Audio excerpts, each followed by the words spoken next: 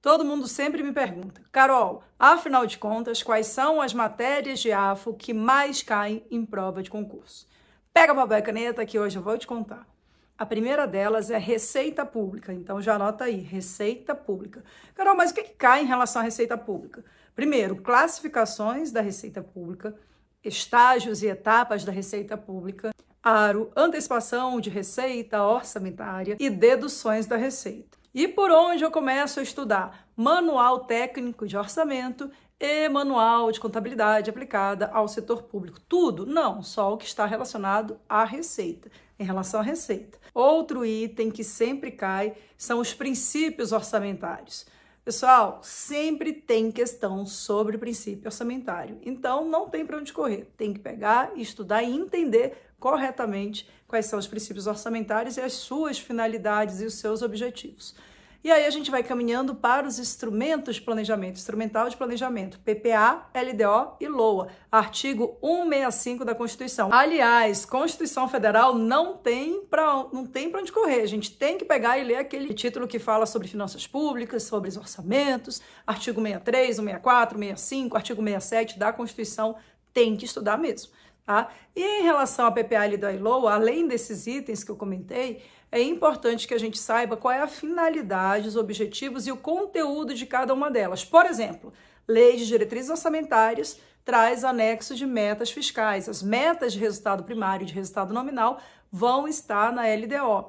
E às vezes cai questão tentando dar uma confundida ali no candidato, na candidata, em relação aos anexos. Coloca lá que anexo de meta fiscal é que traz os passivos contingentes. Falso, porque passivo contingente está no anexo de risco fiscal. Anexo de metas fiscais são as metas de resultado primário e de resultado nominal.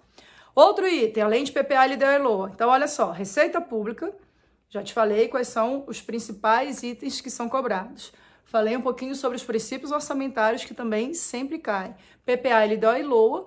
E agora eu vou te contar um pouquinho sobre a despesa pública, que isso daí o pessoal adora. Pense numa matéria que caia em empenho, liquidação e pagamento e restos a pagar. E eu diria que restos a pagar e despesas de exercícios anteriores merecem um capítulo à parte para tratar somente dos restos a pagar. Onde eu vou estudar restos a pagar? Decreto 93.872 de 86. Isso daí é a Bíblia dos restos a pagar. E claro, tem que olhar também 4.320, olhar a Constituição, a Lei de Responsabilidade Fiscal, sempre vão trazer também algo a respeito de restos a pagar. Em relação à despesa pública, empenho, liquidação e pagamento, começa lá no artigo 58 da 4.320 e te joga nos artigos seguintes para entender as etapas da execução da despesa pública. E sempre são muito cobradas as modalidades de empenho, empenho ordinário, empenho estimativo e empenho global. E aí sempre vai aparecer questão também sobre liquidação e pagamento, ou seja, etapas da execução orçamentária e financeira da execução da despesa pública. Lembrando que a gente tem uma etapa anterior que não é da execução, mas que está ali mais ligada ao planejamento, que é a fixação da despesa. E aí, avançando um pouco mais, sempre figurinha carimbada, créditos adicionais, que são os créditos suplementares, crédito especial e crédito extraordinário. Tem que estudar um pouquinho sobre os créditos adicionais também.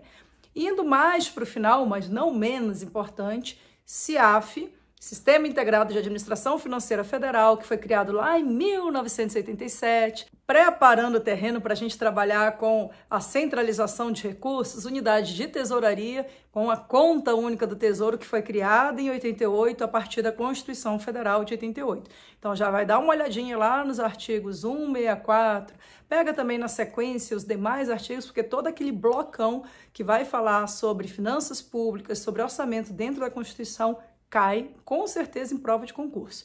E também outro item que tu não pode deixar de estudar em relação à Lei de Responsabilidade Fiscal.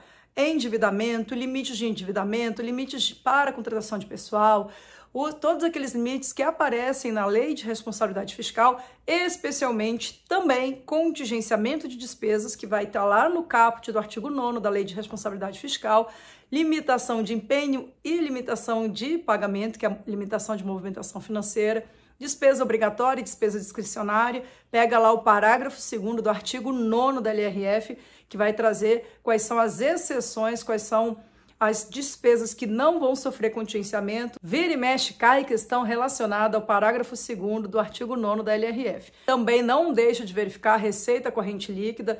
Tem na Constituição e tem também na Lei de Responsabilidade Fiscal. Pega lá o artigo 2º da LRF, olha o artigo 17, artigo 42 também da LRF, são muito importantes. E para facilitar a tua vida, eu preparei com muito carinho uma bateria de exercícios comentados sobre todos esses temas que eu acabei de te contar. São 5 módulos, pessoal. O primeiro módulo vai falar sobre PPA da LOA e créditos adicionais. Depois a gente vai falar sobre os princípios orçamentários no módulo 2. Módulo 3, eu comento sobre a despesa pública, empenho em liquidação e pagamento e restos a pagar com despesas de exercícios anteriores. E aí a gente passa para CIAF e conta única no módulo 4 com o princípio de unidade de tesouraria e finaliza tudo, cereja do bolo, com a parte que eu gosto demais, que é a de programação financeira. Metas de resultado primário e nominal, para te aprender de uma vez por todas o que é esse tal resultado primário e resultado nominal. Fala um pouquinho também sobre os artigos 8º e 9º da Lei de Responsabilidade Fiscal, dívida pública, endividamentos, tudo na bateria de exercícios voltada para resolução de questões e comentários. Eu estou lá comentando cada uma dessas questões.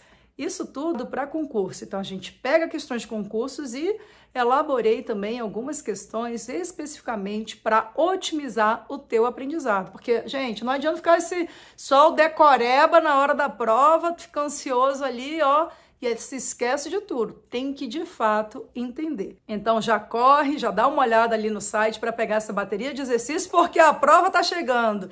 Não te apavora aí? Já sabe, né? Calma, que eu te explico.